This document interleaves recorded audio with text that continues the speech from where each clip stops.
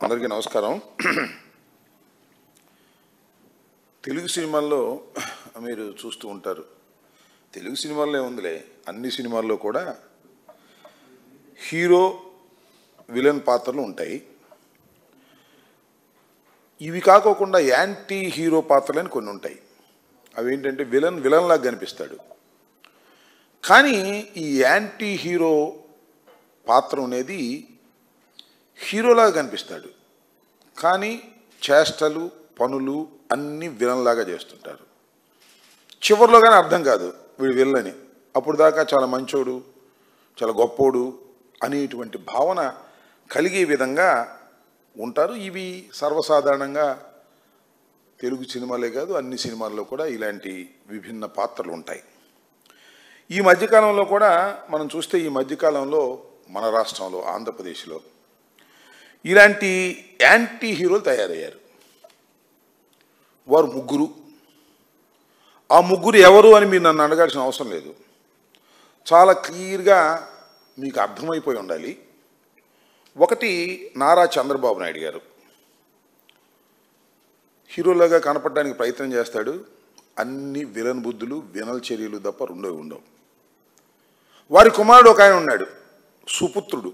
సుపుత్రుడే ఉందిలే, కనిష్టపుత్రుడు, సుపుత్రుడు, సర్వపుత్రుడు ఆయనే, ఏకైక పుత్రుడు. దేశంలో అందరూ మాత్రం గుట్టలుగా కనాలి, కానీ మన ముఖ్యమంత్రి చంద్రబాబు నాయుడు గారు మాత్రం ఒకరినే కంటారు, ఆయనే నారా లోకేష్ గారు. ఈయన కూడా యాంటీ హీరో పాత్ర పోషించడంలో నిమగ్నమైపోయి ఉన్నాడు, దానిలో ఏ సందేహం లేదు.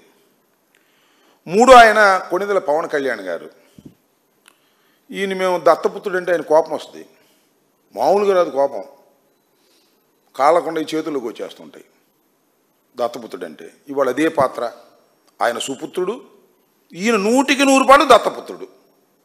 ఎందుకంటే నారా చంద్రబాబు నాయుడు గారు, లోకేష్ గారు దేశమంతా కొట్టుకు తిని బ్యాగులు సర్దుకుంటూ ఉంటే ప్రధానమైనటువంటి ఆదాయం అంతానేమో లోకేష్ గారికి ఇస్తారు, కొద్దిగా కట్టలు మన సారు గారికి పంపిస్తుంటారు, ఆయన దత్తపుత్రుడు గారికి పంపిస్తుంటారు. దానితోనే సంతోషపడి దత్తపుత్రుడు గారు మన చంద్రబాబు నాయుడు గారి పరిపాలనని మోయటానికి, ఆయన చేసిన తప్పులన్నింటినీ కూడా కప్పిపుచ్చేందుకు పాత్ర వహిస్తుంటాడు. అప్పుడప్పుడు మా మీద కూడా విజృంభించేటటువంటి ప్రయత్నం చేస్తూ ఉంటాడు. ఈయన సరే, మొదటి మనం వీరి గురించి మాట్లాడుకుందాం. సుపుత్రుడనండి, ఏకపుత్రుడనండి, ఏకైక పుత్రుడనండి నారా లోకేష్ గారు. ఆయన ఐటీ విద్యాశాఖ మంత్రి. ఆ శాఖను గాలికి వదిలేశాడు. ఆ శాఖలో మనం చూస్తే స్కూళ్ళు ఏ విధంగా ఉన్నాయో నేను ప్రత్యేకంగా మీకు చెప్పాల్సిన అవసరం లేదు. ఆహారంలో పురుగులు, హాస్టల్లోకి వెళ్తే కామెర్ల రోగాలు వచ్చి పిల్లలు హఠాత్తుగా చనిపోయేటటువంటి పరిస్థితులు ఏర్పడుతూ ఉన్నాయి. దాని గురించి మాత్రం మన లోకేష్ గారు పట్టించుకోడు. ఎందుకంటే ఆయన ఒక శాఖ కాదండి, చాలా శాఖలు చూడాలి. డిఫాక్టో సీఎం గారు ట్రైన్ అవుతున్న సీఎం. ఇప్పుడు ఐఏఎస్ వాళ్ళు కొత్తగా రిక్రూట్ అయితే ఒక కలెక్టర్ గారి దగ్గర పెడతారు, ట్రైనీ కలెక్టర్ అంటారు. ఈయన ట్రైనీ సీఎంగా ట్రైన్ అవుతున్నాడు. ఏ శాఖలో కనపడితే ఆ శాఖలో వెళ్ళి పెట్టేస్తాడు. అన్ని శాఖల్లో సకల శాఖల్లో పెడతారు, ఇచ్చిన శాఖ మాత్రం గుండుసున పెడతాడు. అన్ని శాఖలు, ముఖ్యంగా రెవెన్యూ ఆదాయం ఉన్న శాఖ, ఎక్సైజ్ ఆదాయం ఉన్న శాఖ, ఫైనాన్సు, ఇలాంటి ఆదాయం ఉన్నటువంటి శాఖల్లో వేదికల్లో మన మాటలు, గౌరవం, మర్యాదలు పాటించాలి. ప్రజావేదిక మీద గౌరవం, మర్యాదలు పాటించాలి. మన అనుచరులతో సహా అందరికీ నేను ఒక స్పష్టమైన విజ్ఞప్తి చేస్తున్నాను. ఇలాంటి కంటెంట్ను పంచుకోవడం, పెద్దది చేయడం మానండి. అభిప్రాయ భేదాలు ఉన్న మన సంభాషణలో శాంతి, సంయమనం, నాగరికత ఉండాలి. మన ఆంధ్రప్రదేశ్ బలపడేలా నిర్మాణాత్మక రాజకీయాలు, పాజిటివ్ చర్చలపై దృష్టి పెట్టాలి. ఇది పెట్టాయండి ప్రవచనం. ఇది వింటే ఏమనిపిస్తుంది చదివితే తెలియనోడికి? అబ్బా, లోకేష్ గారు చాలా గొప్పగా మాట్లాడాడే, అసలు పెట్టించింది ఆయన వెంకటతో. అంటే దీన్ని యాక్చువల్గా ఇది ఈ వెంకట్ చేత పెట్టించే ముందే ఇదంతా ప్రవచనం రాసుకుని అది పెట్టిన తర్వాత దాన్ని రీట్వీట్ చేసి గొప్పలు చెప్పుకోవాలనేటువంటి ఒక ప్రయత్నాన్ని ఇవాళ నారా లోకేష్ గారు చేస్తున్నటువంటి విషయాన్ని నేను ఈ సందర్భంగా గుర్తు చేస్తున్నా. ఇది చదివితే చాలా గొప్ప విషయంలాగా నారా లోకేష్ గారు చాలా మెచ్యూర్డ్ అయిపోయాడు, చాలా అద్భుతంగా మాట్లాడుతున్నాడు.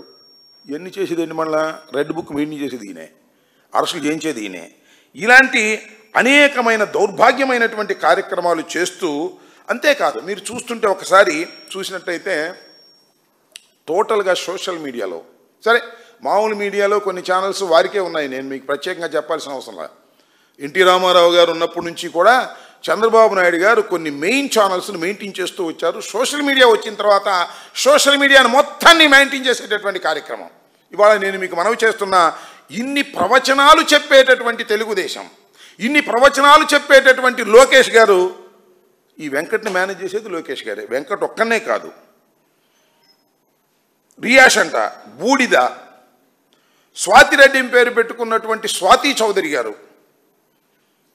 అదేవిధంగా బీవీఆర్, ఘర్షణ టీవీ, సీమరాజా, సజ్జా అజయ్ చౌదరి, పరుచూరి రమ్య, TV5 జూనియర్ సాంబా, మీకు తెలుసుగా, కిరా కార్పి, అందరూ ఎక్కడోళ్ళు, ఎక్కడి నుంచి వచ్చారు? ఏమండి లోకేష్ గారు, ప్రబుద్ధులు మిమ్మల్ని అడుగుతా ఉన్నా, మీరు పెంచి పోషిస్తున్నవారు కాదా? చూడండి ఒకసారి, దగ్గర నా దగ్గర ఉంది, కట్టలు కట్టలు. ఎవరు వీళ్ళందరూ? ఫోటోలు, చంద్రబాబు నాయుడు గారితో ఫోటో దిగుతారు, లోకేష్తో ఫోటో దిగుతారు, మణి అంట లోకేష్తో ఫోటో దిగుతాడు. ఇదిగో ఘర్షణ అకౌంట్లో ఈయన చూడండి ఎంతంత వ్యభిచారం చేస్తూ పట్టుబడ్డాడు. జగన్ నీచ బుద్ధి బయటపడింది. జగన్కి తీవ్ర అవమానం, చెప్పుతో కొట్టిన షర్మిల. ఇలాంటివన్నీ పెట్టించేది ఎవరినైనా? లోకేష్ మీరు కదా, వాళ్ళందరితో మళ్ళీ ఫోటోలు. ఇదిగో ఇదే ఘర్షణ అనే బీవీఆర్తో లోకేష్ ఫోటో, సరే ఈయనతో ఫోటో. వీళ్ళందరినీ పెట్టించి వీళ్ళందరినీ పోషిస్తూ అప్పుడప్పుడు మాత్రం ఇలా ఈ వెంకట అనేవాడి చేత పోస్ట్ పెట్టించి మళ్ళా ఏమైనా ప్రపంచంలో ఏమైనా చెప్పుగా అనుకుంటారేమోననే ఉద్దేశంతో మళ్ళీ ఒక రీట్వీట్ చేసి ఒక ప్రవచనాన్ని పలికేస్తే, ఏమయ్యా లోకేష్ నీ స్టాండర్డ్ పెరిగిందని ఎవడని అనుకుంటాడా? నీ బుద్ధి సంగతి ఎవడగా తెలియదు, నాకు అర్థం కాలేదు. ఈ రాష్ట్రాన్ని సర్వనాశనం చేయడానికి పూనుకున్నటువంటి వ్యక్తి నారా లోకేష్ గారని ప్రపంచమంతా అనుకుంటున్నారు. ప్రపంచమే కాదు, తెలుగుదేశం కార్యకర్తలు కూడా అనుకునేటటువంటి పరిస్థితికి నువ్వు దిగజారిపోయి ఇవాళ ఈ విధమైనటువంటి విష ప్రచారాన్ని చేసేదానికి మీరు ప్రయత్నం చేస్తున్నారు.